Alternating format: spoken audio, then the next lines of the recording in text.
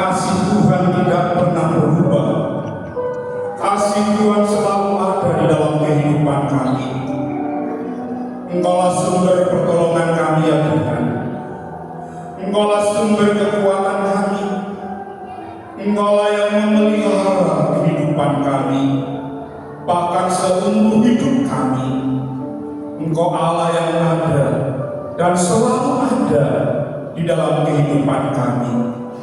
Terlebih kami keluarga-keluarga muda maupun keluarga-keluarga yang sudah senior, kami percaya setiap langkah kami, disitulah kasih Allah bekerja, disitulah kuasa Allah bekerja, sehingga kami dapat melewati setiap tantangan, kami bisa melewati setiap persoalan.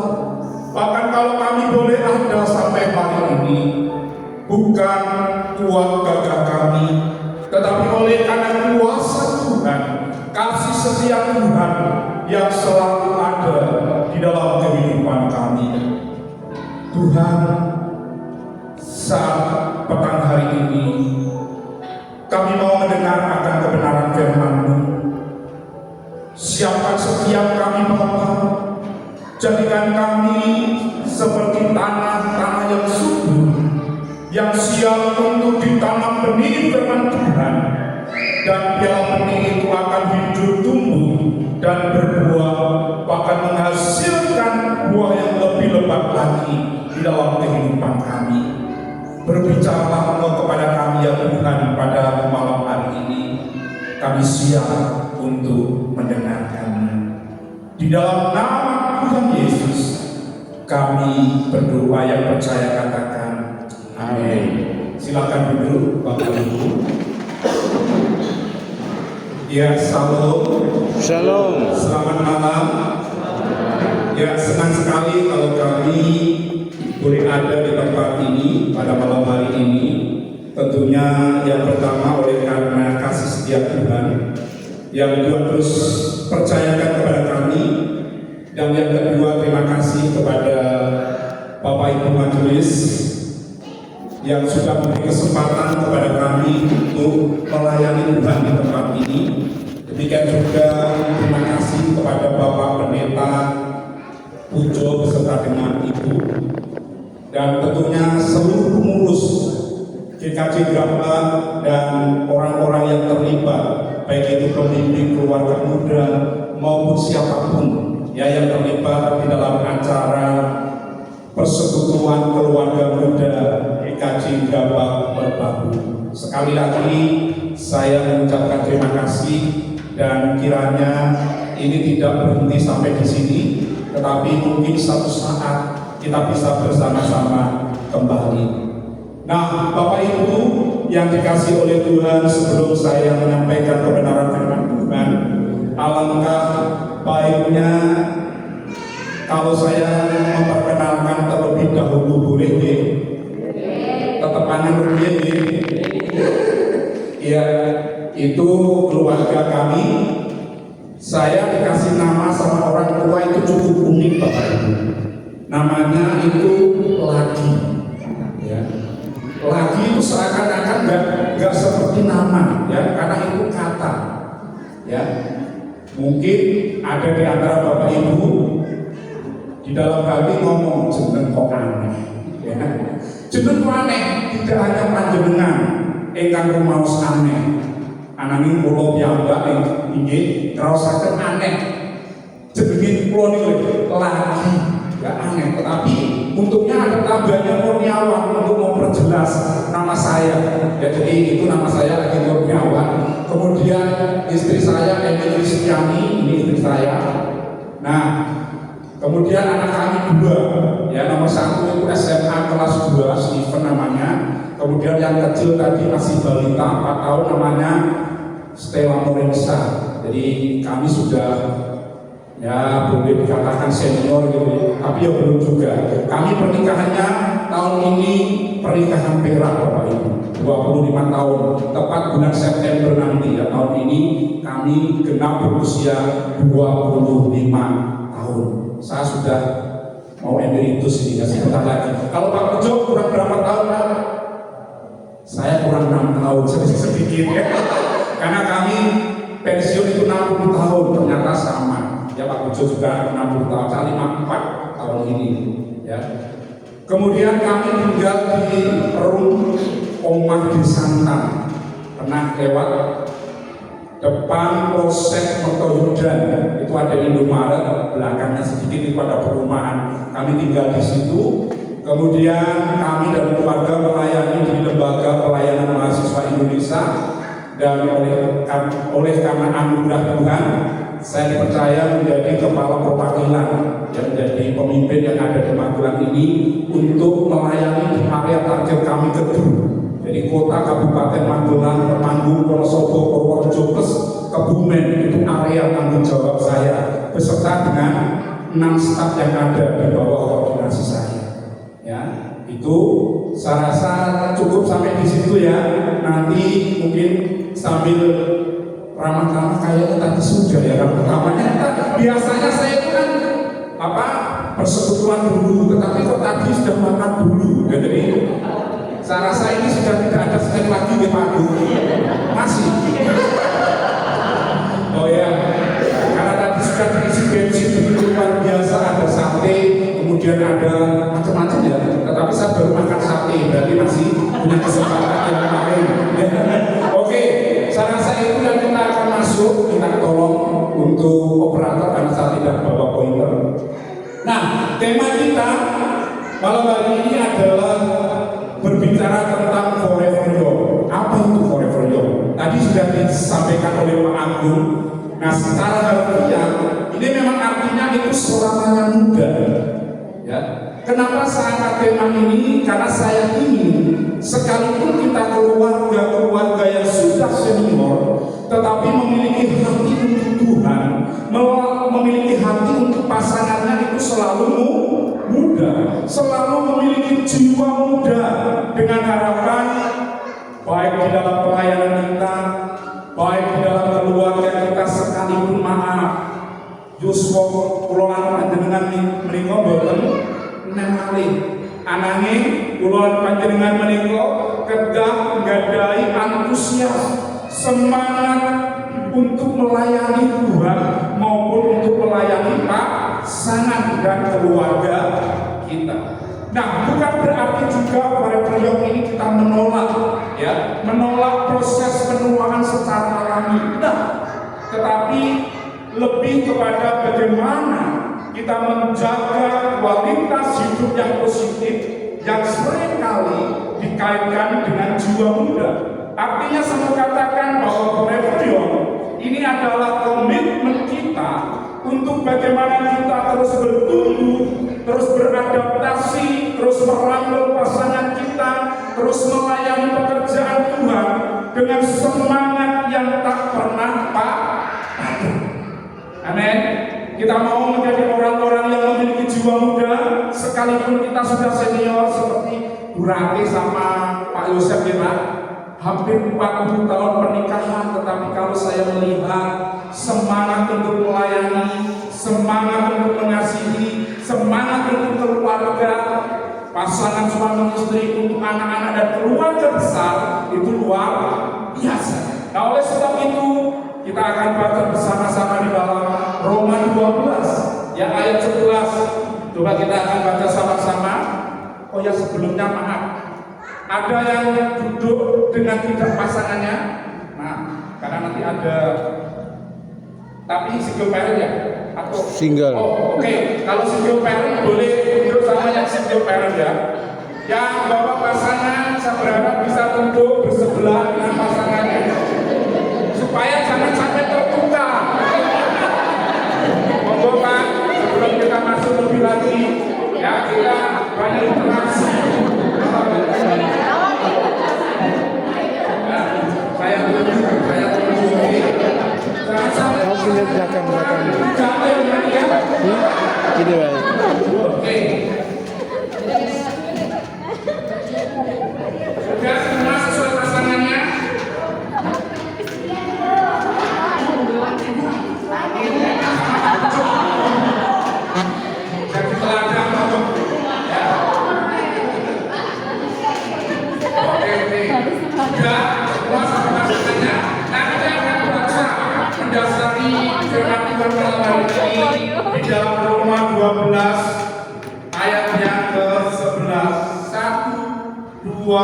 tiga.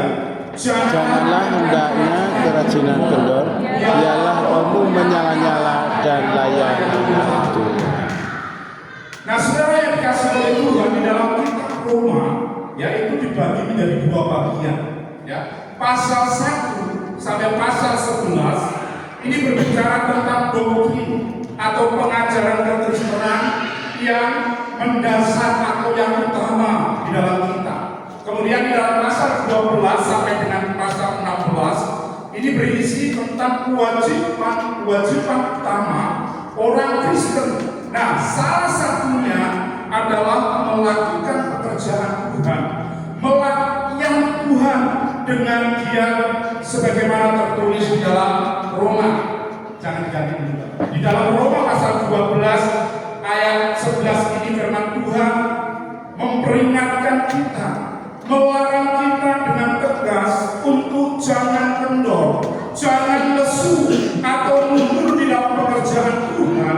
Sebaliknya, kulawan panjenengan kedah harus melayani dengan rajin, melayani dengan tekun, melayani dengan sungguh-sungguh. Jangan pura-pura. Tahu pura-pura di depan Pak Pendeta mukanya berseri-seri, tetapi ketika keluar dari gereja kita ini besoknya ngomong ya, gak ngomong ini dan seperti itu. Nah, artinya di dalam pasal 12 sampai 16 khususnya pasal 12 ayat 11 ini berbicara bagaimana kita harus melayani Tuhan dengan semangat, dengan antusias, bahkan lebih daripada itu. Kalau kita melayani Tuhan, kalau kita memberikan yang terbaik untuk Tuhan, kita tidak bisa menuntut upah dari apa yang kita lakukan kepada Tuhan. Ingat, di dalam kita melayani pekerjaan Tuhan, di dalam kita memberikan apa yang terbaik untuk Tuhan, itu adalah merupakan tanggung jawab kita, merupakan kasih kita kepada Tuhan. Ingat di dalam Matius pasal 6 ayat 33 di sana dikatakan apa? Carilah dahulu kerajaan Allah dan kebenarannya, maka semuanya akan ditambahkan kepadamu. Saudara, ketika kita memprioritaskan Tuhan, ketika kita melayani Tuhan, ketika kita memberikan waktu kita, harta kita, apa yang kita miliki kepada Tuhan, maka kita berbicara tentang kebenaran Allah. Kita mencari, bekerja, melakukan sesuatu yang benar di mata Tuhan. Tuhan tidak berhenti sampai di situ, ya. Maka semuanya itu akan ditambahkan kepada apa itu? Semuanya pekerjaan kita, karir kita, kesehatan kita, keuangan kita, keluarga kita, suami istri, anak-anak kita, posisi kita apapun, ketika kita sudah melayani Tuhan terlebih dahulu, maka semuanya itu akan ditambahkan. Nah, saudaraku yang dikasih oleh Tuhan, di dalam melakukan pekerjaan Tuhan atau melayani Tuhan, kita harus memiliki kasih Tuhan. Mengapa kita harus memiliki kasih Tuhan, Bapak Ibu? Kita sampai saja nih. Mengapa kita harus memiliki kasih Tuhan ketika kita melakukan pekerjaan atau melayani Tuhan? Kok enggak kasih dunia? Kok enggak kasih orang tua kita? Kok enggak kasih Pak Pendeta? Tetapi kita harus memiliki kasih Allah atau kasih Tuhan. Kenapa? Ayo bisa jawab. Pak Agung, kenapa kita harus memiliki kasih Allah di dalam melakukan pekerjaan? Kasih Allah itu adalah kasih yang tulus, kasih yang tidak mengharapkan balasan, kasih yang ikhlas. Hendaknya kasih Allah itu juga kita lakukan di dalam pekerjaan pelayanan kita, ya. Karena kasih Allah itu telah terlebih dahulu menunjukkan kasih yang seharusnya saya berikan kepada saya. Ada yang beda dengan Pak Agung?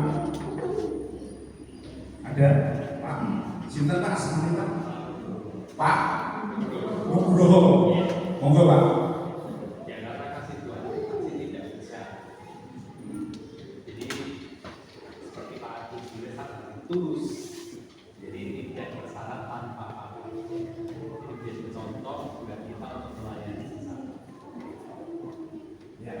ternyata di sini luar biasa ya. Ini sudah bisa oper di depan mimbar di Pak Pujo. Ya, tahu. Ya, ini adalah orang-orang yang memiliki SDM luar biasa. Belum tahu kan? Setelah itu langsung mau Pak. Ternyata saya lihat sekalipun gerejanya nggak terlalu besar, ya, nggak terlalu besar, tetapi ini cukup, ya. Dan ada SDM yang luar biasa. Kalau saya dengar dari Pak Hakim tadi, sebenarnya di sini ada banyak SDM, Pak. Cuma masalahnya mungkin perlu apa ya, didorong, ya, perlu didorong lagi, di apa ya, dikasih semangat dan antusias supaya mereka sungguh-sungguh nanti boleh menjadi pelayan-pelayan Tuhan di tempat ini. Itu nanti juga akan saya bahas di sini. Nah, yang jelas mengapa ketika kita melayani Tuhan, kita harus memiliki kasih Allah, sebab kasih Allah itu tidak pernah berubah. Kasih Allah dari dulu, sekarang, bahkan sampai selama-lamanya tidak pernah berubah. Berbeda dengan kasih dunia. Kasih dunia itu mudah sekali berubah, bahkan gampang sekali, bahkan kasih di dunia ini tidak bisa kekal. Betul? Contoh, ya, kasih seorang suami terhadap istrinya kira-kira bisa kekal ya? Ketika seorang suami berkata, aku sudah tidak ada kecocokan dengan dirimu kok ya, wes saiki laku dewi-dewi, ya. Bahkan kalau saya lihat secara kasih seorang suami terhadap istrinya, tidak hanya pernikahan Kristen, ya, pernikahan Kristen itu saya melihat akhirnya oleh karena mereka katakan kita sudah tidak cocok, kita sudah berbeda, kita sudah tidak bisa saling menghargai, menerima satu dengan yang lainnya, akhirnya berakhir di meja Jauh. bercerai. Saudara, jangan anggap pernikahan Kristen nggak ada yang bercerai, banyak sih. Ya.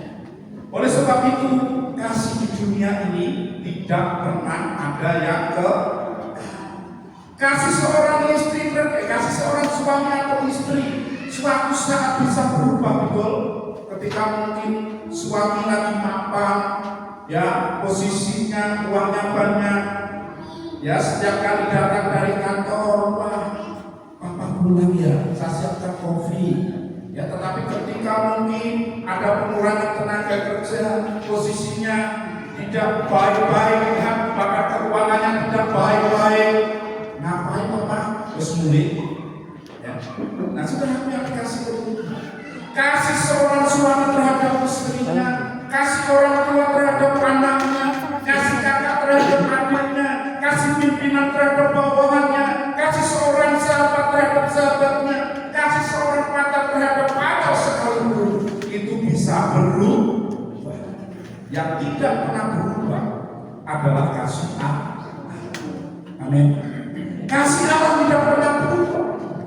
Bahkan saudara yang dikasih oleh Tuhan, kasih yang ada di dunia ini bisa membuat orang marah, bisa membuat orang kecewa, bisa membuat orang dendam, bahkan tidak hanya marah, kecewa, dendam, tetapi kasih yang ada di dunia ini, ketika mereka diperlakukan tidak adil, ketika mereka diperlakukan tidak baik, bisa saling membunuh.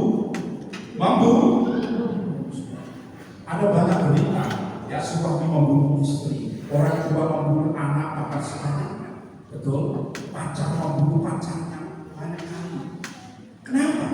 Itulah kasih di dunia, kasih yang selalu berubah oleh karena situasi, oleh karena kedudukan, oleh karena apapun. Tetapi ingat, kasih Allah itu bisa membuat orang berubah. Kasih Allah bisa membuat orang bersuka cita. Kasih Allah bisa membuat orang berkemenangan. Kasih Allah bisa membuat orang yang tadinya boleh makan gigit, nggak suka memberi, akhirnya mau memberi, suka memberi. Kasih Allah bisa membuat orang mau mengampuni, betul? Kasih Allah bisa membuat orang mengasihi, melupakan segala sesuatu yang tidak baik. Kenapa? Karena kasih Allah tidak peduli apapun, walaupun sekalipun, maaf, kulolan panjenengan boten tresnani Gusti, Gusti tetap mengasihi kita. Amin. Itulah kasih Allah. Maka saya tulis di situ, dalam melakukan pekerjaan atau melayani Tuhan, kita harus memiliki kasih Allah. Kasih Allah bisa merubah segala sesuatu yang tidak baik menjadi baik. Kasih Allah bisa membuat orang yang dulunya jahat menjadi tidak jahat. Seperti saya, Bapak Ibu, mungkin pengalaman sedikit. Saya sebelum melayani Tuhan, belum time melayani Tuhan, saya bukan orang yang baik-baik. 91 saya sudah hidup di kota Jakarta. Lulus SMA 91 saya berangkat ke Jakarta, dan disitulah saya jatuh di dalam pergaulan yang tidak baik. Bahkan kalau saudara masih ingat, dulu jembatan tol Cakung tidak seperti itu 91 Jakarta Timur. Itulah tempat nongkrong kami, namanya Baju Locak. Kami setiap kali dengan gerombolan kami, orang Palembang, orang Madura, kemudian beberapa teman, itu selalu mencuri. Ya, ketika ada permuatan kami loncat dari jembatan Cakung yang ada di Jakarta Timur. Sempat salah satu teman kami ditangkap oleh polisi untuk kami bisa melarikan diri. Sempat dikejar polisi juga, ya, tetapi tidak tertembak, saudara. Ya, saya bersyukur. Pernah suatu kali saya dikejar polisi ketika naik mobil, ya, karena dikuntai. Dan akhirnya teman kami yang ditangkap. Ya, puji Tuhan kalau sampai hari ini saya diubahkan oleh Tuhan, oleh karena kasih. Jangan pernah berpikir, ya, saya contoh orang yang tidak baik. Ya, akhirnya saya pulang kembali ke asal saya dan menyerahkan hidup untuk Tuhan. Saya bukan orang yang baik. Ya, pergaulan saya, kelompok saya, ya, setiap kali saya pergi ke bawah sore, karena teman-teman Madura itu banyak sekali Cakung. Ya, saya biasanya bawa celurit itu ditaruh dulu sini. Ada kalau 10 itu celurit di tas dulu. Itu kalau ketangkap saya pasti ditangkap. Ya, teman-teman nggak bawa, saya bawa semua. Ya, itu pengalaman sedikit. Ya, ya, katakanlah jangan ditiru, ya, karena itu masa lalu seperti itu. Nah, saudara, bahkan yang lebih pasti lagi, kasih Allah itu bisa membuat kita memperoleh keselamatan dan anugerah. Kalau saya dan panjenengan hari ini ada di tempat ini, itu bukan karena kasih seorang yang lain, tetapi oleh karena kasih Allah. Ingat di dalam Yohanes 3 ayat 16 ada yang apa? Karena begitu besar kasih Allah akan dunia ini sehingga Dia mengaruniakan anaknya yang tunggal, supaya setiap kita yang percaya tidak binasa, melainkan beroleh hidup yang kekal. Nah, saudara, yang selanjutnya, siapa yang kita layani? Ya, nanti ini akan kita diskusikan di kelompok kecil. Saya akan menyampaikan sedikit aja sebagai gambaran, tetapi di kelompok kecil nanti kita akan lebih fokus. Ya, ada beberapa pertanyaan yang sudah saya siapkan, tetapi kita lanjut dulu. Siapa yang kita layani? Nah, tentu yang pertama yang kita layani adalah Tuhan. Ya, yang kita layani adalah Tuhan. Mengapa kita melayani Tuhan? Ada yang kasih alasan. Mengapa Pak Bujo, saya, Bu Rati dan keluarga Pak Agung juga tadi, ya, Pak? Yang lain, mengapa kita melayani Tuhan? Kok repot-repot melayani Tuhan? Gawean wae lebar, ya. Kadang-kadang kita dikasih kepercayaan untuk melayani Tuhan. Siapa? Aku ini mulai sore.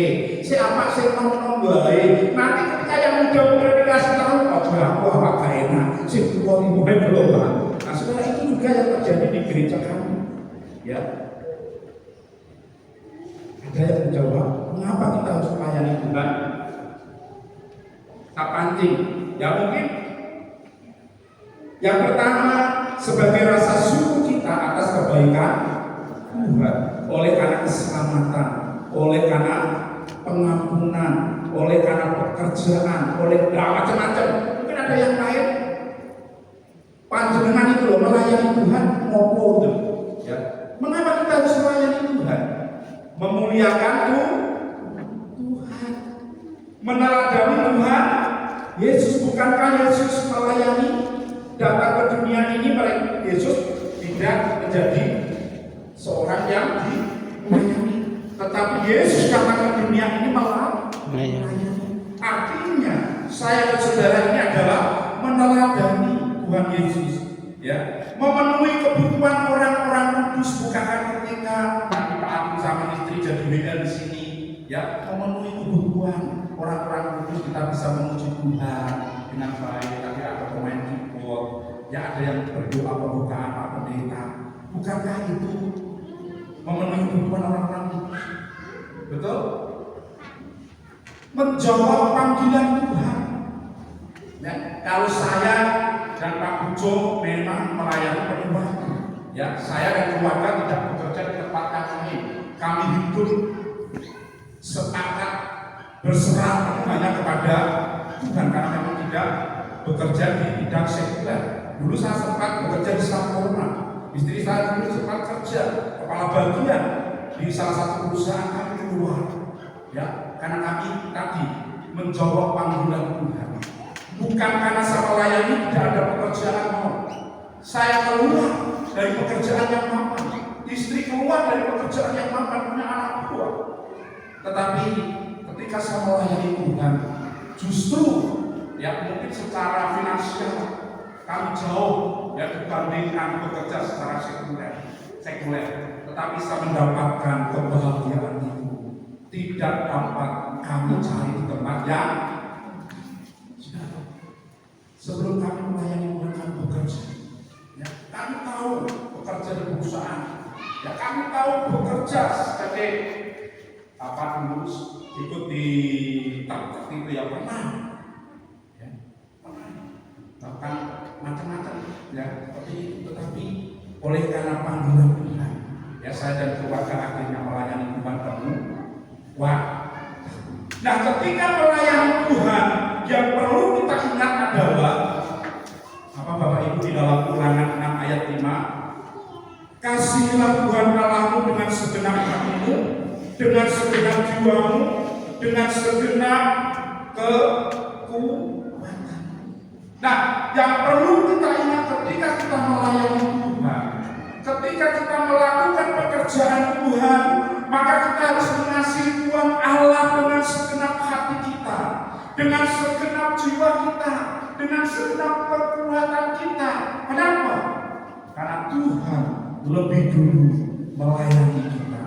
Tuhan lebih dulu mengasihi kita. Bahkan di dalam Roma pasal 12 ayat 11 bisa dikatakan, jangan hendaknya kerajinan kendor, biarlah mengenal dan melayanilah Tuhan. Saya katakan kita harus menjadi orang yang rajin. Kita harus menjadi orang yang semangat di dalam melayani pekerjaan Tuhan. Jangan kita menjadi orang yang luluh, jangan menjadi orang yang lesu, jangan menjadi orang yang suka ngambek atau mundur ketika mungkin pendapat kita, ketika masukan kita, ketika mungkin kita tidak diterima, kemudian kita mundur. Pelan-pelan semakin jauh dari hadapan Tuhan, pelan-pelan semakin jauh dari pelayanan. Tetapi saya katakan kita harus rajin dan semangat. Dan di dalam Kolose pasal 3 ayat 23 di sana juga dikatakan demikian, apapun juga yang kamu perbuat, perbuatlah dengan segenap hatimu seperti untuk Tuhan dan bukan untuk manusia. Saya katakan ketika kita melayani Tuhan, ingat kita harus selalu menyenangkan hati Tuhan. Tidak menuntut upah, tidak mencari keuntungan pribadi, tidak mencari pujian untuk diri sendiri, tidak mementingkan diri sendiri. Kalau panjenengan melayani Tuhan ada motivasi, ada rencana untuk mencari pujian, mencari keuntungan, mencari upah, saya tidak tahu. Tetapi ketika kita melayani Tuhan dengan sungguh-sungguh, ketika kita melayani Tuhan dengan sungguh-sungguh, dengan benar, dengan semangat, dengan rajin, percaya berkat itu akan mengikuti kehidupan kita. Jangan cari berkat dulu ketika saudara sudah mapan, sudah kaya, baru mau melayani Tuhan. Tetapi coba kita renungkan, apakah Bapak Ibu saat ini terlibat di dalam pelayanan yang ada di gereja ini? Kalau belum pulang dari tempat ini, saudara berdoa, ya minta sama Tuhan, Tuhan, ya biarlah kami dapat melayani. Nanti saya akan jelaskan di kelompok kecil. Apakah melayani itu seperti saya dan Pak Pujo? Ya, nanti kita diskusi di kelompok kecil. Lalu yang selanjutnya, saudara, siapa yang kita layani? Ya, siapa yang kita layani, Bapak Ibu? Keluarga.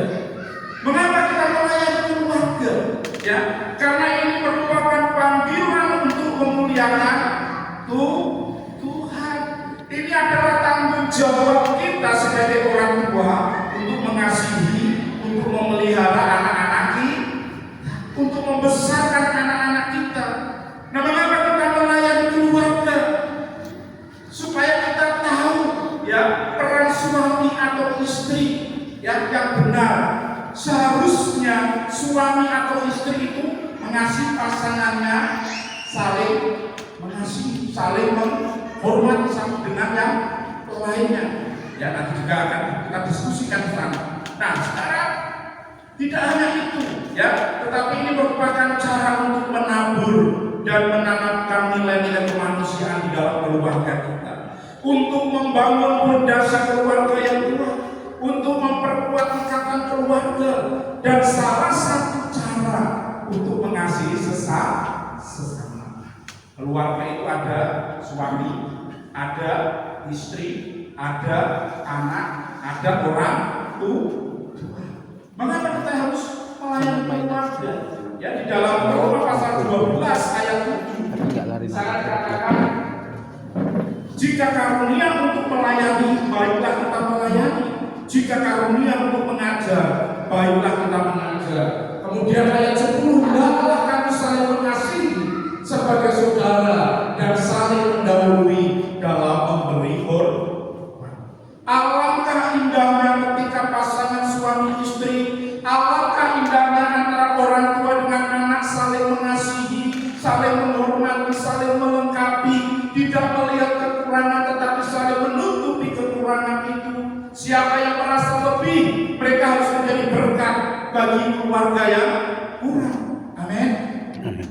Oleh sebab itu penting sekali, ya, selain kita melayani Tuhan, pekerjaan Tuhan, maka kita harus melayani keluarga kita. Jangan sampai pasangan kita suami istri yang tiap hari tukaran terus, yang tiap hari pagi terus. Demikian juga orang tua dengan anak-anak, tidak ada waktu yang baik buat mereka. Seharusnya kita suami istri saling mengasihi, suami bertanggung jawab terhadap istrinya, mengasihi istrinya. Suami sebagai kepala keluarga, dia harus memimpin keluarganya dengan baik. Suami harus bekerja bertanggung jawab untuk memenuhi kebutuhan keluarga. Suami harus menghormati istrinya. Demikian juga istri harus menghargai, istri harus tunduk kepada suami. Istri harus memelihara, merawat anak-anak. Istri harus menghargai suami. Bahkan banyak hal. Dan nanti mungkin ini menjadi diskusi yang menarik. Ya, kalau saya jelaskan semua di sini nanti kita diskusinya kurang. Ya. Nah, Bapak Ibu Saudara yang dikasih oleh Tuhan, sekali lagi mengapa kita perlu melayani keluarga? Rata-rata sudah keluarga, ya. Sudah punya anak semua, Bapak Ibu? Belum, ada yang belum. Puji Tuhan, ya. Kalau kami itu pergumulannya cukup berat. Anak pertama 7 tahun, ya, baru dijawab Tuhan. Anak kedua 14 tahun, Bapak Ibu. Bahkan kalau dari anak pertama itu 20 tahun, ya, tetapi itulah anugerah Tuhan. Ya, Tuhan pasti memberikan berbeda-beda, tidak bisa sama. Nah, lalu yang ketiga, siapa yang kita layani, Bapak Ibu? Ya, yang ketiga, next one. Yang kita layani siapa? Orang lain atau sesama kita. Mengapa kita juga melayani mereka? Ada yang komentar jawab. Mengapa kita harus melayani sesama orang lain? Tuhan sudah, kalau warga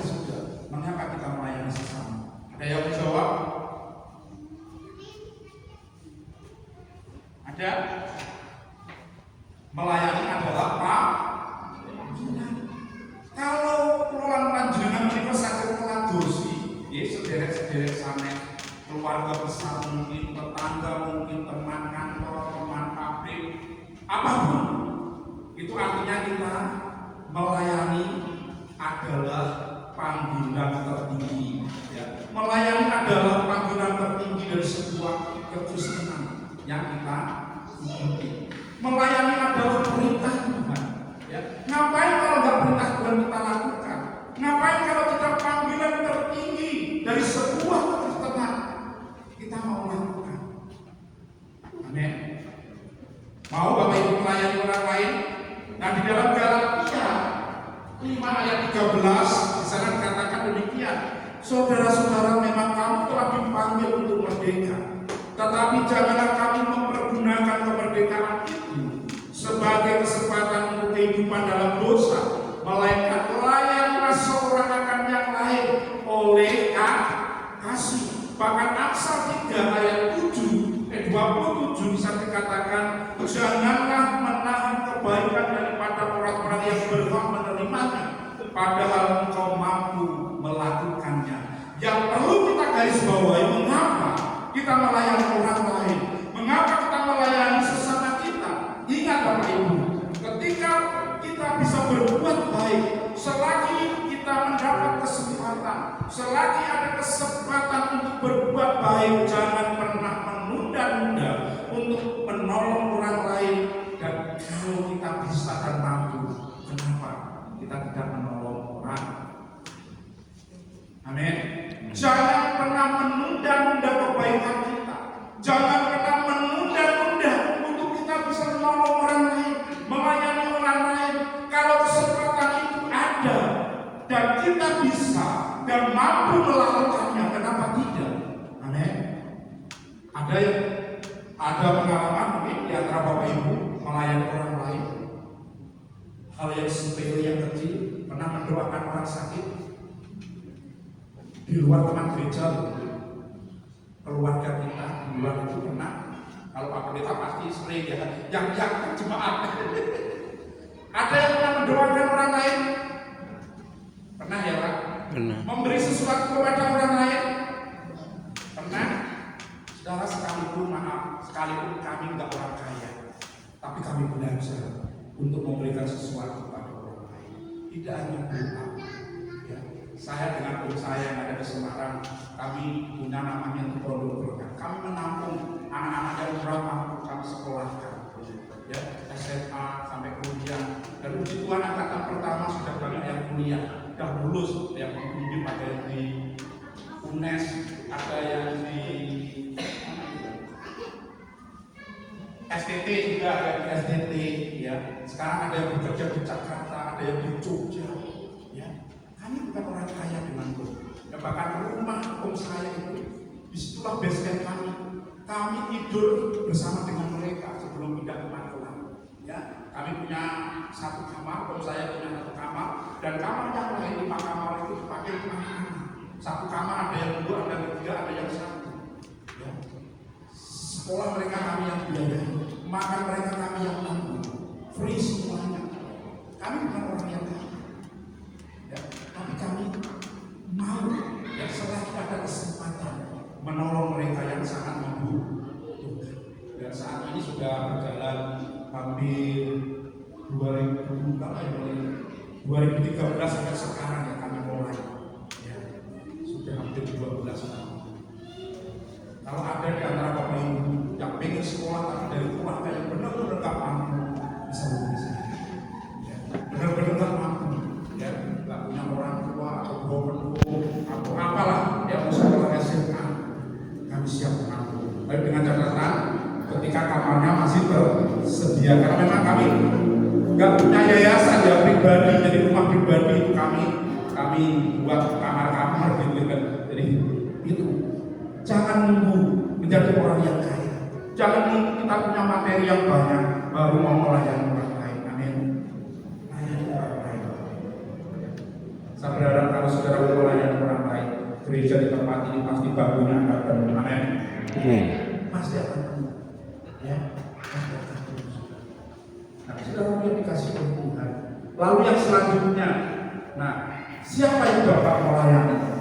Kira-kira menurut panjenengan siapa yang dapat melayani? Apakah saya? Apakah Pak Pujo? Atau apakah Pak Agung? Ada yang mau komentar? Siapa kira-kira yang dapat melayani? Bapak Ibu, halo? Kira-kira siapa? Kura-kura siapa? Siapapun bisa. Amin. Jadi nanti kalau ditunjuk jadi majelis, katanya tadi Pak Budo ada pergantian majelis, jangan nolak. Ini yang sering kali terjadi. Oh, jangan nolak. Oh, cuma terus ya kayo. Saya menjadi seorang majelis mulai dari 97. Ya, saya menjadi seorang majelis kan gereja kami sama. Cuma bedanya saya di gereja di Tanah Jawa. Hidupnya sama, hidup pasangan Jawa, BMGT. Kami ada perkumpulan sinode DKJ, BTJ, satu paguyuban yang ada pembuatan BMGT. Ya, kami juga aktif di sinode. Ya dulu, belum pindah Magelang. Bahkan status saya masih majelis sudah kan. Ya majelis juga, majelis belum ya. Sini gampang apa enggak Pak? Kira-kira kalau dimintai untuk melayani itu? Apa pun? Oh gampang.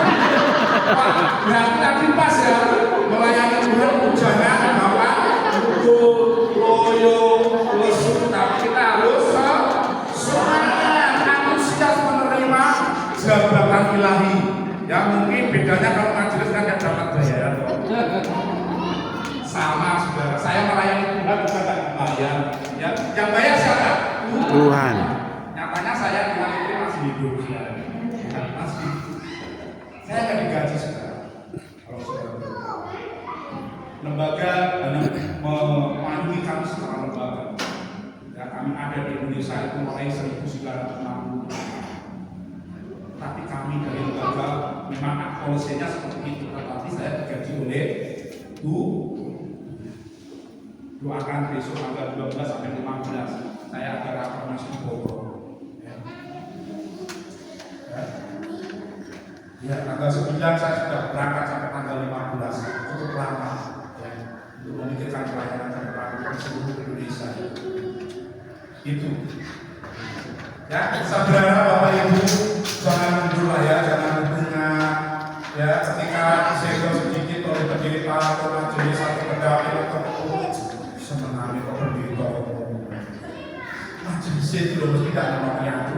Tidak hanya saudara ya, karena firman Tuhan itu bermata bisa kena dengan bisa kena yang Mana? ya, makanya siapa yang dapat melayani? Siapapun, bukan hanya pendeta, bukan hanya majelis, bukan hanya pengurus, ya, tetapi apapun pekerjaan saudara disitulah mimbar saudara untuk bisa melayani di kantor saudara.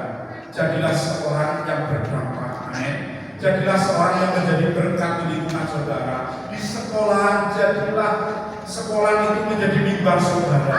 Betul? Saudara kerja, misalkan di pasar, jadikanlah pasar itu mimbar saudara. Dimanapun saudara bekerja, jadikan tempat saudara itu mimbar pelayanan hidup saudara. Amin. Jadi pelayanan itu tidak harus jadi pendeta seperti saya, seperti Pak Bujola. Tidak harus jadi majelis. Dimanapun saudara ada, mungkin saudara seorang pedagang, jadi pedagang yang baik, jadi pedagang yang memberkati.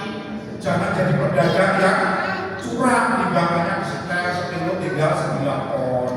Ya kalau pulaannya saya ngomong saya ngomong ya, seorang pedagang harus jujur. Kalau pulaannya misalkan 1.000, ya ngomong 1.000. Jangan wah ini ngamuk, wah kayak itu pulaannya berapa saya ngomong 100, tak gol dengan saya ngomong 100. Padahal pulaannya sangat 100.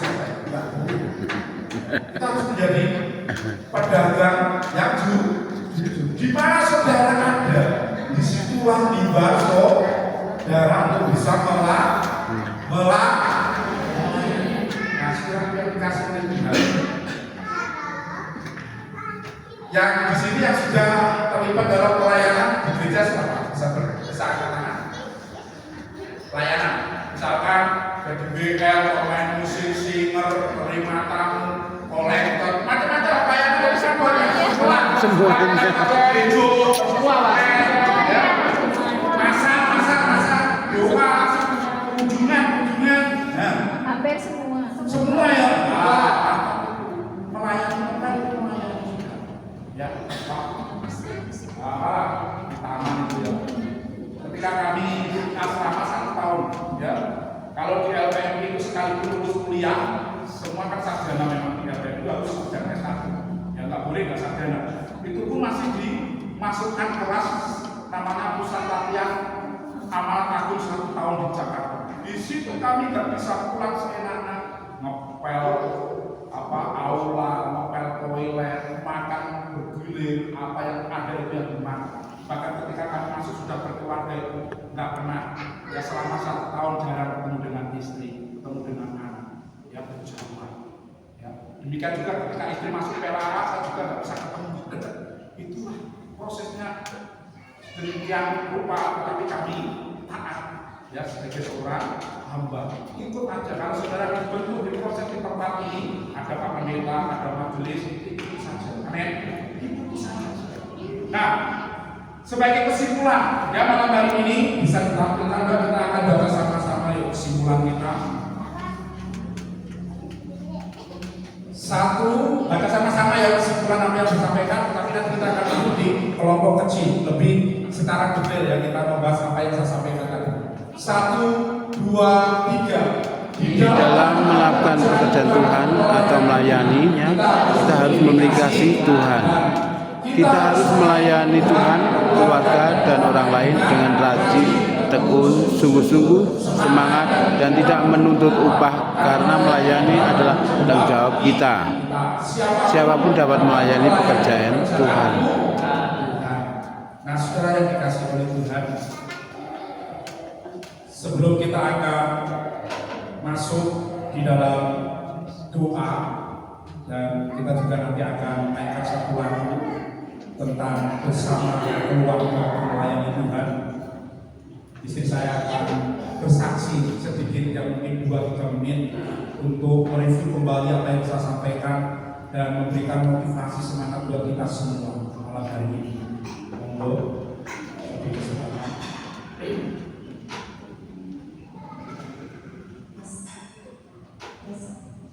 Terima kasih. Selamat malam Bapak Ibu. Selamat malam. Shalom. Kalau kami ada di depan ini bukan kami merasa lebih dari panjenengan ya. Kami juga terus belajar ya. Meskipun tahun ini adalah tahun yang ke-25 bagi kami, kedua ya. Tapi kami terus belajar ya dari Brante, istri, dari teman-teman yang lebih senior dari kami, di mana membangun keluarga, membangun kebersamaan untuk boleh melayani Tuhan.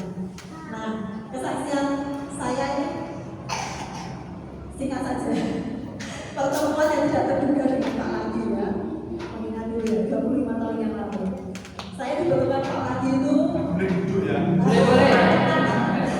ada acara gabungan pemuda. Karena Pak Lagi ini kan ketua pemuda se-Kecamatan Juwana. Jadi berbagai sinode, berbagai denominasi ya. Ada Watekosa, ada GIA, ada KMI, DKI, GITJ, semua kumpul pada waktu Paskah dan Natal. Selalu ada perkumpulan ya.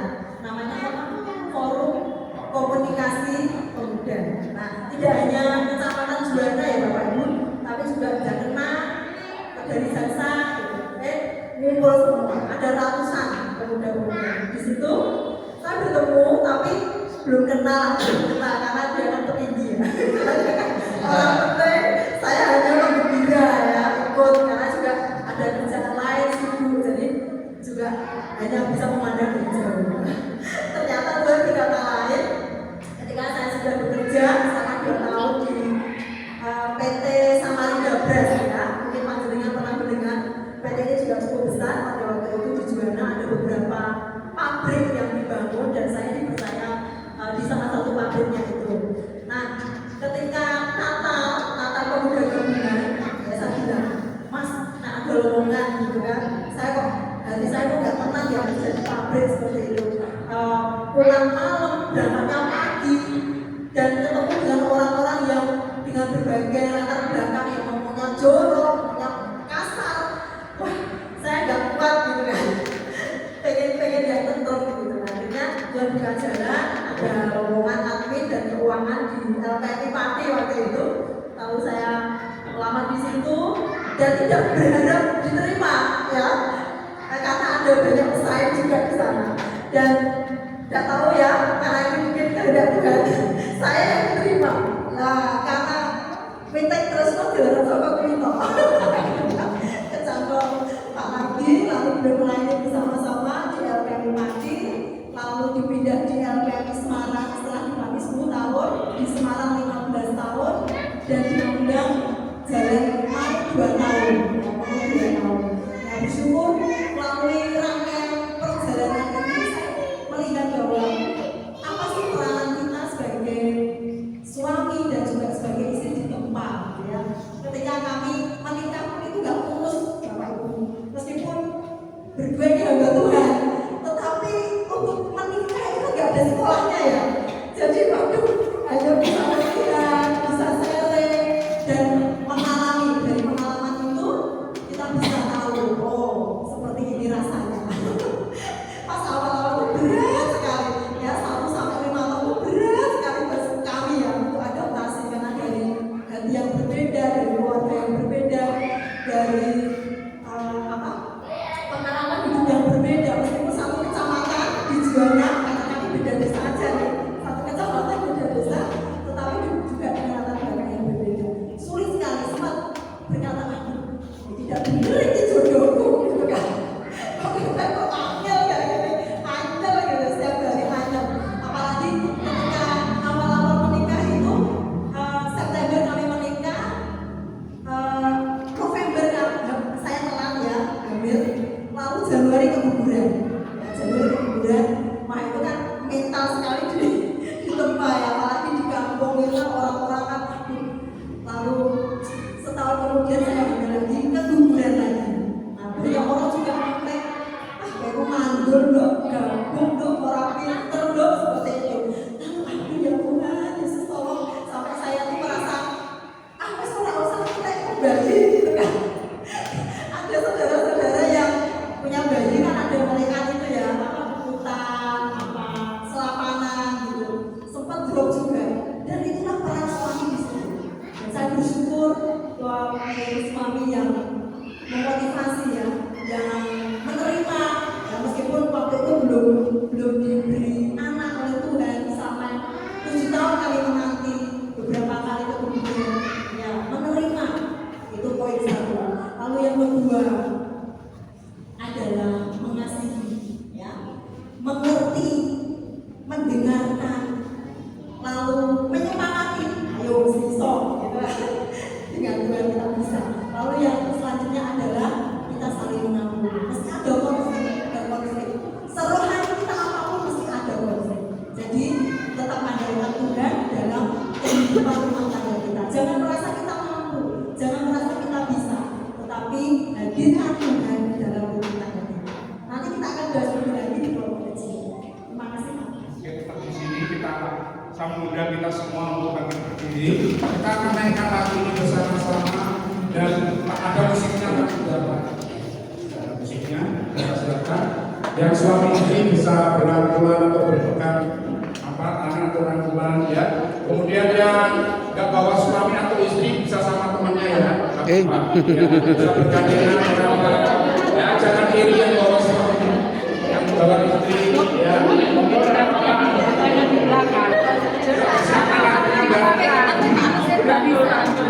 Tapi kita mau sungguh-sungguh, kita mau ya refleksi sebentar ya dengan pasangan kita hari ini. Melalui pujian ini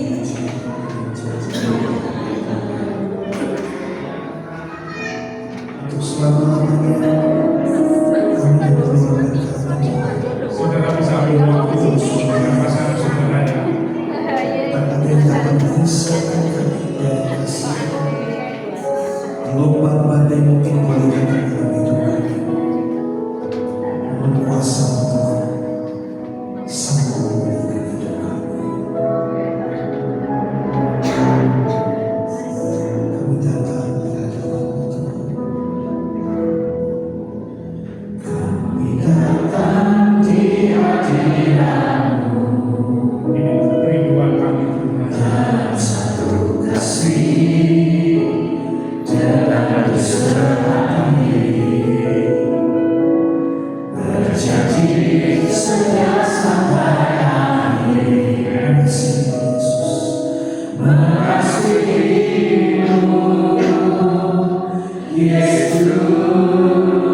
Nyanyikan dengan sungguh-sungguh.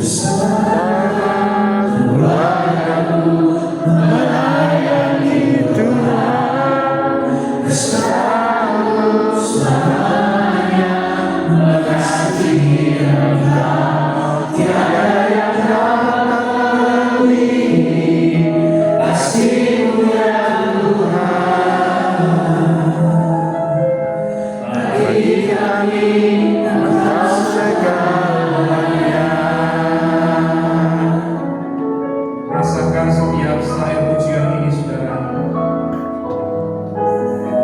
Kita rindu menjadi keluarga-keluarga yang mengasihi Tuhan.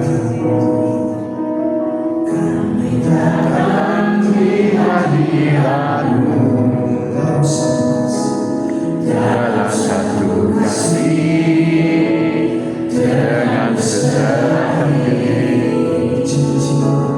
berjanji setiap saat mengasihimu, Yesus.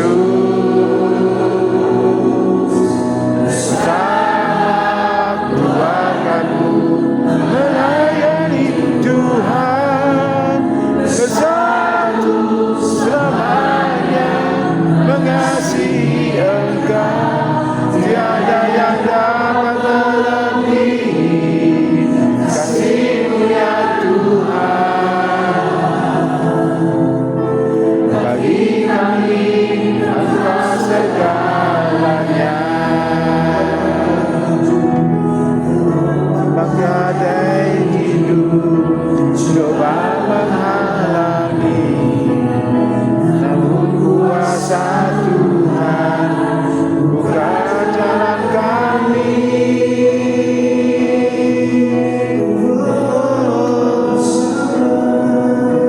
Bersama keluargaku melayani Tuhan, bersatu selamanya mengasihi Engkau. Tiada yang dapat melebihi kasih-Mu ya Tuhan. Bagi kami Engkau segalanya. Tegai hidup coba menghalangi, namun kuasa Tuhan buka jalan kami.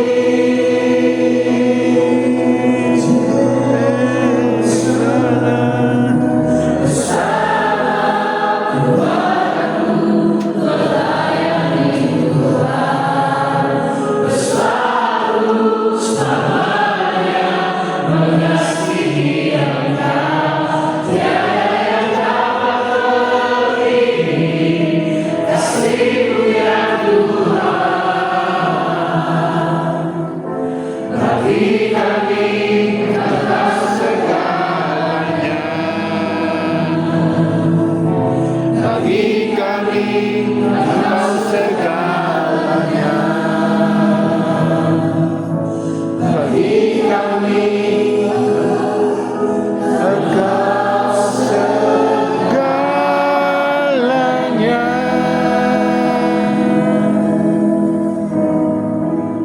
Saudaraku, di dalam menjalani kehidupan sebagai keluarga Kristen, ada banyak hal yang terjadi di dalam kehidupan kita. Kadang kita menyenangkan pasangan kita, kadang juga kita menjengkelkan pasangan kita, bahkan kadang kita juga membuat anak-anak kita kurang mengasihi kita sebagai orang tua. Bahkan mungkin ada hal-hal yang selama ini kita pendam sebagai pasangan suami istri. Malam hari ini Tuhan ingatkan, dan mari kita sebagai pasangan suami istri harus selalu saling mengasihi, harus selalu saling menghormati, harus selalu saling mengampuni satu dengan yang lain. Jangan biarkan keluargamu terus semakin jauh dari hadapan Tuhan. Tetapi biarlah keluarga-keluarga kita semakin dekat, suami semakin menghormati istrinya, semakin bertanggung jawab, menyayangi, mengasihi. Demikian juga sebaliknya, seorang istri harus tunduk taat, melakukan bagian dengan baik. Bapak Ibu, saudara bisa saling mendoakan terhadap pasangan malam hari ini. Haleluya. Saya memberi kesempatan untuk setiap pasangan untuk bisa saling mendoakan. Yang tidak membawa pasangan bisa saling mendoakan dengan orang yang ada di sebelah kiri atau kananmu.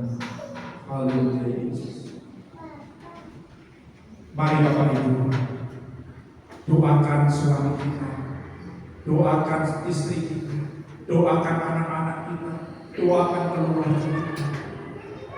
Kalau selama ini mungkin ada percikan-percikan kecil yang membuat kita tidak bahagia, yang membuat kita tidak sejahtera, malam hari ini lepaskan pengampunan itu. Mari kita saling mengasihi, saling mengasihi.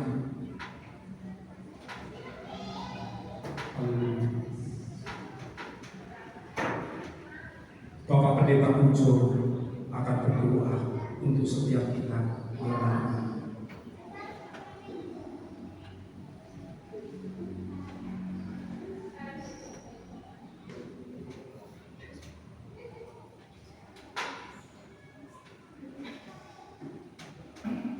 Inilah keluarga kami Tuhan, yang telah Engkau bentuk, yang telah Engkau ikat melalui pernikahan ini. Ikat keluarga Kristen ini dengan kasih yang mula-mula, kasih Kristus ini, mendasari kehidupan keluarganya dengan kasih Tuhan, untuk saling mengasihi, saling mengampuni, saling melengkapi, saling memberkati satu dengan yang lain. Ketika saat ini mungkin di antara suami istri ada akar baik,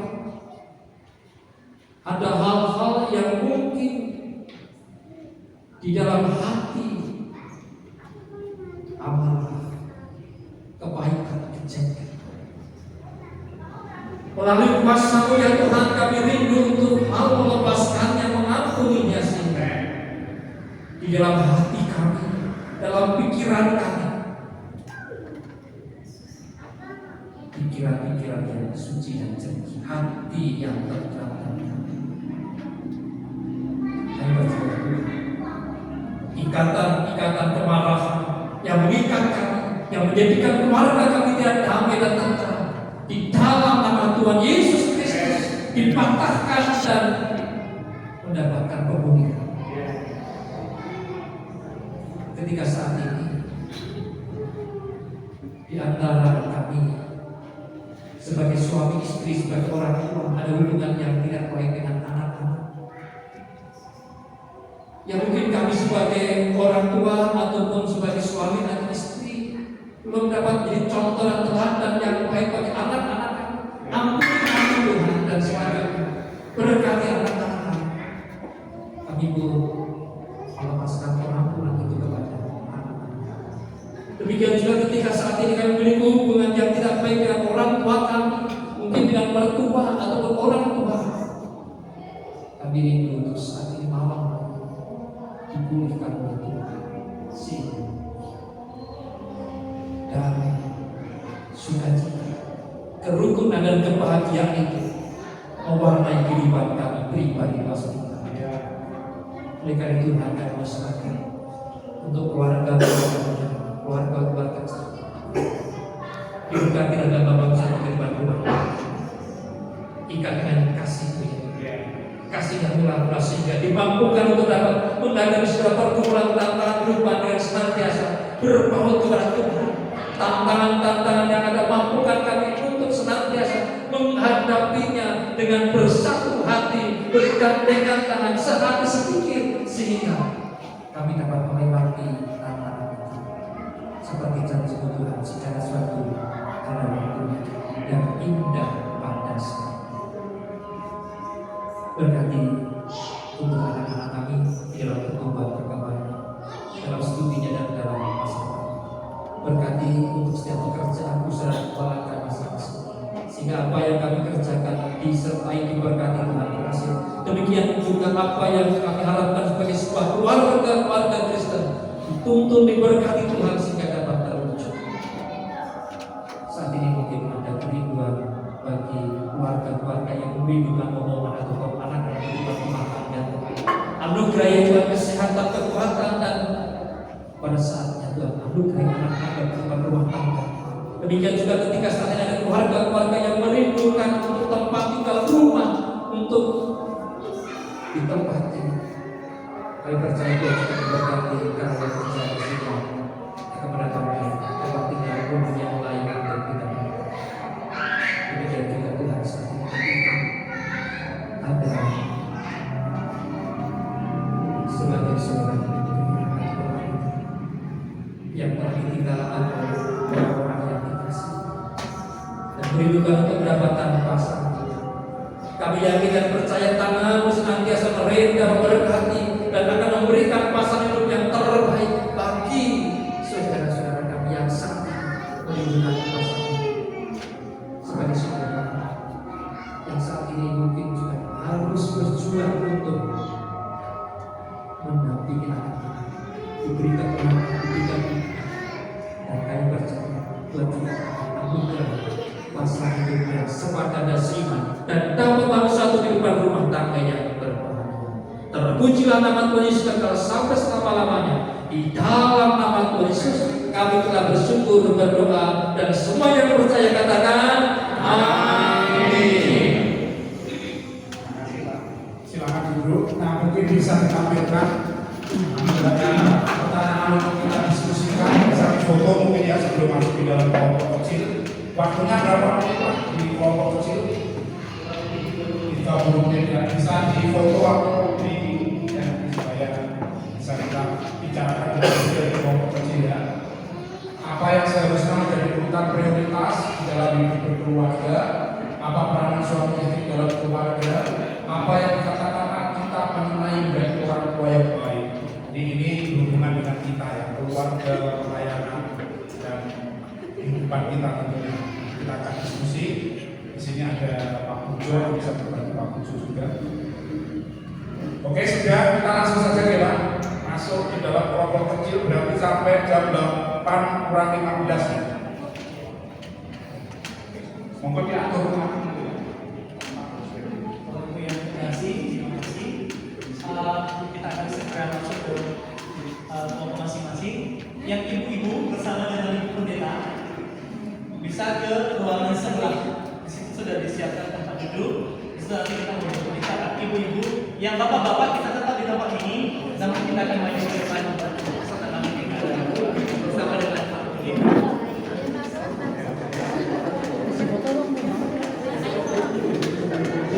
Silakan.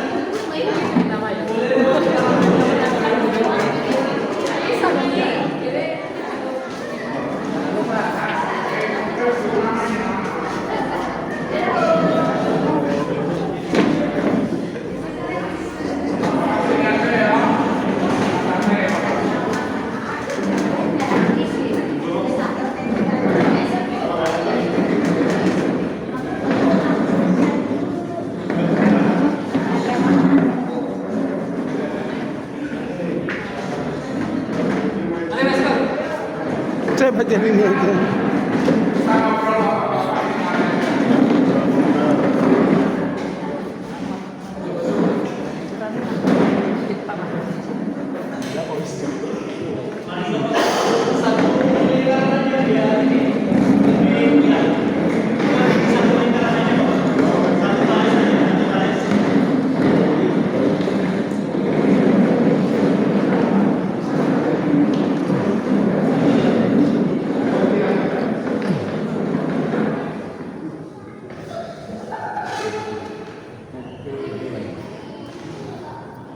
kita perlu kenalan dan sudah pada kenal kok.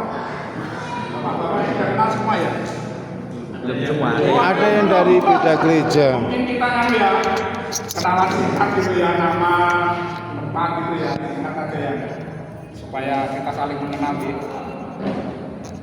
Ya kita mulai saja ya, kenalan dulu sebentar nih Pak Pujo. Jadi kita akan masuk di dalam kelompok kecil, kita akan berbicara dari hati ke hati ya, tentang keluarga, tentang prioritas, urutan pelayanan itu seperti apa, peran suami, peran suami seperti apa, kemudian orang tua seperti apa.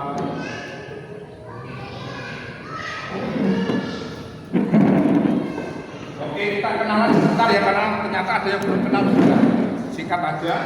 Mulai dari sini nama, tempat aja, nama dan tempat. Ya, saya bisa dipanggil Firman atau juga bisa dipanggil Agung ya. Saya dari tempat tinggalnya di Boton, Kota Magelang. Ya, nama saya Aike dari Rejosari, Gerabak. Saya Markus dari Susuan Gerabak. Saya Gak kenal semua. Monggo Pak, lanjut. Saya? Iya. Terima kasih. Masalah. Pak RT Pak. Pak Kades Pak. Oh Pak Kades. Kalau saya Pak Agung juga. Jadi saya Pak Syekh Agung Prasetyo.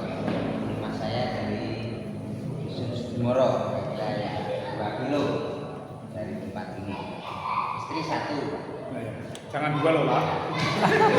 Ayo Mas, lanjut Mas. Nama saya Pranadia dari Pak Kebunan, Jemaat GKJ Gerabak. Saya Prana Yuda. Kakak beradik. Oh kakak berarti. Dari sini aja. Oke, monggo lanjut. Biar yang lain kenal itu ya nama-namanya ya Pak. Katanya ada yang belum kenal tadi.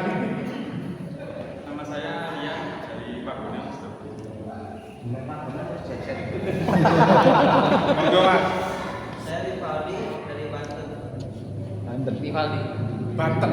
Tapi tempat tinggalnya di sini. Oh, Banten sana. Iya. Saya Wisnu, tinggalnya di Kalimantan tapi aslinya Gerabak. Pas liburan ini ya Pak. Iya. Istri di Kalimantan. Sini, Magelang ya. Monggo. Saya asli dari Ambarawa, dapat istri orang Gerabak, sekarang tinggal di Gerabak. Lengkap. Yo terus. Nama saya Hugo dari Sukino. Bandung. Saya Elvin. Pak Elvin. Palingan. Mungkin yang belum ada bisa dilengkapi Pak. Ada semuanya Pak. Ada semua Pak. Ada semua. Ada semua. Ada semua. Nama saya Ali. Oh Ali, Pak Ali ya. Terus Pak Saya Jeffrey, Ridwan, Terus Mas sama nama? Priyadi. Oh iya. Terus nama saya Heru dari Sudimoro. Pak Heru. Waris. Calon Edi. Taruh Mas Ripon. Pak Edi ya. Pak Edi Kaponan. Oh ada semua kayaknya. Ya terima kasih. Saya kan tadi sudah kenalan ya. Pak Edi sudah saya kenalan memang waktunya jalan terus. Kalau bisa selesai kita selesaikan. Kalau enggak juga enggak apa-apa ya. Nanti kalau saya nggak bisa jawab, di sini kan ada pendeta dan ada majelis, jadi bisa saling melengkapi ya Pak. Nanti ya Pak. Nah, yang perlu kita diskusikan untuk teman-teman, ya mungkin ini lebih banyak mudanya ya dibandingkan yang senior ya. Senior cuma beberapa ya, saya termasuk Pak Pujo, Pak Agung ya, ini senior, Pak Agung masih muda Pak Agung. Sudah berapa tahun Pak pernikahannya Pak? Apa? Pak Agung, pernikahannya sudah berapa tahun? Yang Oke Pak. Wah, ini harus dicatat ya Bapak ya. Itu kalau mengucapkan selamat ulang tahun pernikahan, iya udah ingat itu ke istrinya. Oh, kasih uang. Kalau yang muda-muda ingat ya tanggal pernikahan dan tahun pernikahannya ya. Ingatlah itu, jangan lupa ya. Oke, kita masuk yang pertama ya. Nah, kira-kira menurut panjenengan semua ya, seharusnya urutan prioritas dalam keluarga itu seperti apa? Ya. Urut-urutan tadi, urut-urutan dalam melakukan ya, urutan yang prioritas di dalam keluarga kita itu seperti apa? Apakah keluarga dulu atau baru Tuhan, baru orang lain, ataukah Tuhan dulu, keluarga, baru orang lain, atau seperti apa? Tadi kan sudah saya jelaskan. Ya, menurut panjenengan kira-kira setuju yang mana? Ya, sekalipun memang di dalam Alkitab itu tidak ada langkah-langkah yang baku ya, tetapi di dalam Ulangan 6 ayat 5 tadi itu kan kasihlah Tuhan Allahmu ya dengan segenap hatimu dan dengan segenap jiwamu dan dengan segenap kekuatanmu. Artinya prioritas dalam hubungan keluarga itu tetap Tuhan nomor satu. Itu kalau saya ya, tapi nek panjenengan kan tidak setuju. Pokoknya ya keluarga dulu baru Tuhan, atau orang lain dulu baru Tuhan. Ya, monggo. Kira-kira panjenengan prioritasnya itu urut-urutan dalam berkeluarga itu seperti apa? Tuhan dulukah atau keluarga dulukah atau orang lain? Monggo bisa dijawab. Yang pertama itu, apa yang seharusnya menjadi urutan prioritas? Ya prioritas itu kan sesuatu yang lebih penting, di atasnya lebih penting. Prioritas number one, ya nomor satu, nomor dua. Kira-kira menurut rekan-rekan itu apa? Apakah Tuhan? Apakah keluarga? Kalau yang suami menurut istri atau anak, monggo. Monggo dimulai. Siapa yang mau ngomong? Tidak apa-apa, kita salah dan hukum ini ya. Monggo. Kira-kira menurut panjenengan seharusnya menjadi urutan prioritas dalam hidup berkeluarga itu seperti apa? Monggo. Kita belajar bareng-bareng.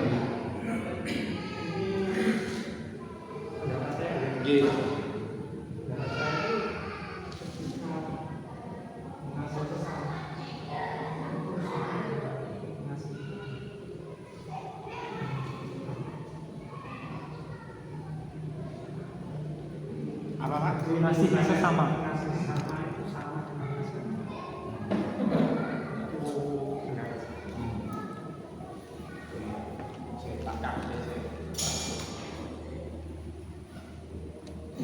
Monggo yang lain ada yang beda, pasti beda lah, masing-masing orang kan punya pendapat toh. Monggo. Monggo Pak. Kalau saya mungkin dasarnya tetap mengasihi Tuhan, tapi pertama yang kita lakukan adalah mengasihi keluarga kita sendiri. Karena yang kelihatan di depan mata kita itu adalah keluarga kita sendiri. Yang orang-orang lain akan lihat itu bagaimana kita mengasihi keluarga kita. Karena yang kelihatan itu adalah keluarga kita nggak bisa saya itu mengasihi Tuhan loh gitu saya ngomong, tapi dengan keluarga itu saya semena-mena atau terlaksanakan atau mungkin perlakuan saya dengan anak omongannya terlalu kasar, dengan istri terlalu kasar, itu mungkin orang lain tidak akan melihat bahwa apakah benar dia mengasihi Tuhan. Menurut pandang saya seperti itu. Jadi realitas saya akan melakukan mengasihi keluarga dulu, mengasihi keluarga sebagai, tapi tidak terus Tuhan itu nanti itu enggak, tapi itu sebagai bentuk saya bentuk kasih saya kepada Tuhan adalah saya mengasihi keluarga saja. Yang lain itu dari Pak Edi, monggo ada yang beda Pak. Kalau menurut saya bahwa kasih kan tadi kasih pertama Tuhan dan sesama, karena kasih itu harus porsinya sama, jadi seimbang antara kasih Tuhan, kasih sesama dan kasih keluarga itu harus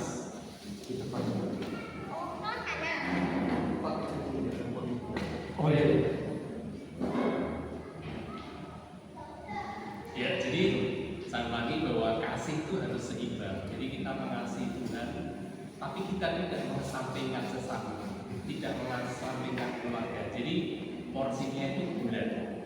Jadi kasih Tuhan, kasih sesama, dan kasih keluarga itu porsinya sama. Karena kita tidak bisa meninggalkan keluarga kalau kita tidak mengasihi Tuhan. Berarti kalau mengasihi Tuhan kita harus mengasihi sesama. Kalau kita mengasihi Tuhan kita harus mengasihi keluarga. Jadi menurut saya itu. Jadi tetap porsinya itu sama. Kalau kita hanya mengandalkan Tuhan tetapi kita tidak mengasihi keluarga atau mengasihi sesama, berarti kita tidak menjalankan firman Tuhan. Jadi sama aja bohong. Jadi kalau hanya Tuhan terus yang kita bukan, tetapi kita mengesampingkan sesama dan keluarga itu sama dengan bohong. Jadi menurut saya kasih itu harus bulat. Jadi seimbang antara keluarga, sesama dan Tuhan. Ada lagi yang beda, kalau yang sama nggak usah. Yang beda mungkin saya begini Pak, itu misalnya ada.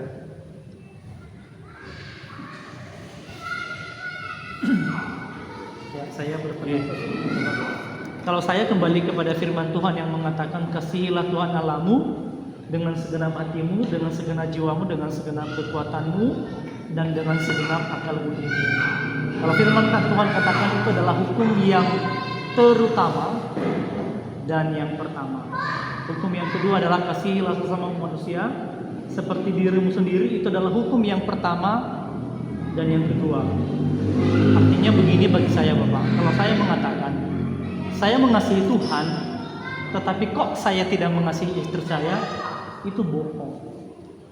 Saya sangat percaya bahwa setiap orang yang mengasihi Tuhan pasti mengasihi sesama manusia.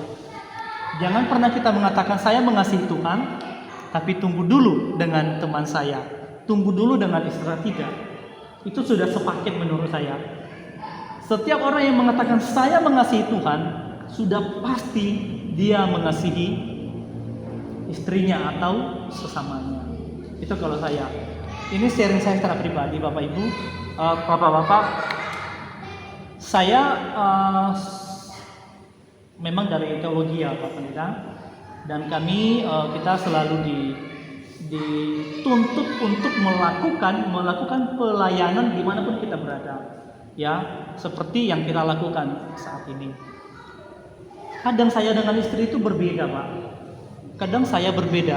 Saya mau pingin ini saya mau melayani Engkau Tuhan, tapi kadang istri tidak cocok Pak, dengan berbagai alasan yang masuk akal tentunya. Saya bergumul, Tuhan tahu Tuhan bahwa saya mengasihi Engkau, Tuhan buka jalan yang terbaik. Apa yang harus saya lakukan?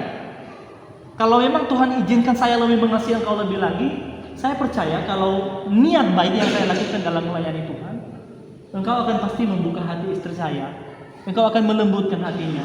Itu salah satu contohnya. Jadi bagi saya begini, ketika saya tetap nomor satu dalam hidup saya adalah Tuhan. Nomor satu adalah Tuhan, karena saya percaya kalau saya mengasihi Tuhan, tidak mungkin saya abaikan orang lain. Ya, karena itu sudah sangat sepaket dan tidak bisa dipisahkan. Orang yang mengasihi Tuhan pasti mengasihi sesama. Ya, kalau bagi saya tidak 50-50 Pak. Saya 100% bahwa Tuhan, saya mengasihi Tuhan. Ya, bagi saya gampang sekali mengasihi orang lain ketika saya terlebih dahulu mengasihi Tuhan. Tapi kalau saya masih 50-50% Pak, ya mungkin kadang-kadang saya lebih mengasihi keluarga. Kenapa? Ya karena istri saya yang sering tidur dengan saya kan. Iya enggak? Tuhan tidak pernah bersama dengan saya tidur. Tapi itu yang saya maksudkan tadi, bahwa ketika saya mengasihi Tuhan, tidak ada alasan untuk tidak mengasihi keluarga. Ya itu kalau saya Pak. Terima kasih. Terima kasih Pak Guru. Ya, jadi saya sependapat yang mungkin nanti ada di ruangan sebelah. Ya sini yuk, saya antar yuk. Saya antar yuk. Ya. Sini. Awas ada mobil. Bentar.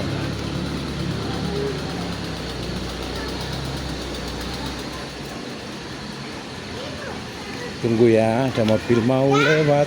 Shh, jangan mainan di dekat mobil.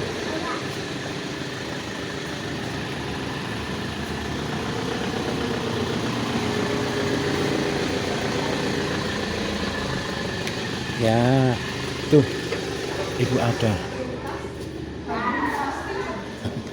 nyariin.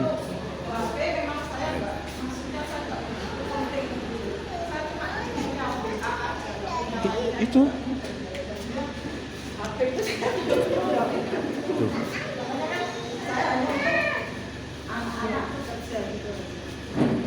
Jadi pada prinsipnya punya waktu ini jam segini.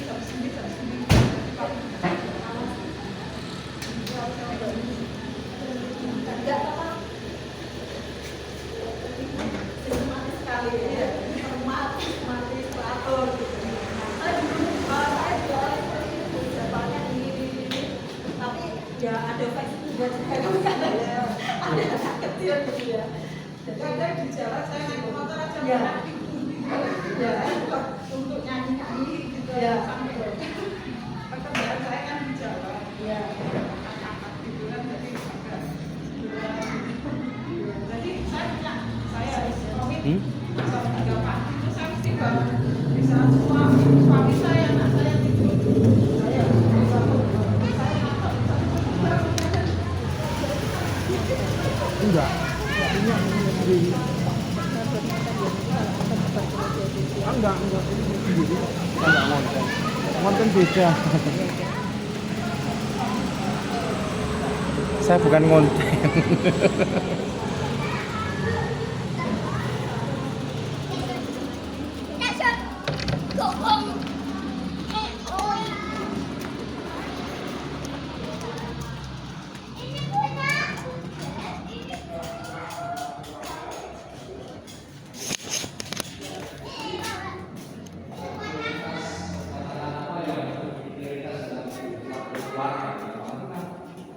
Tuhan, berarti utama itu adalah kalau kita memprioritaskan Tuhan itu artinya apa?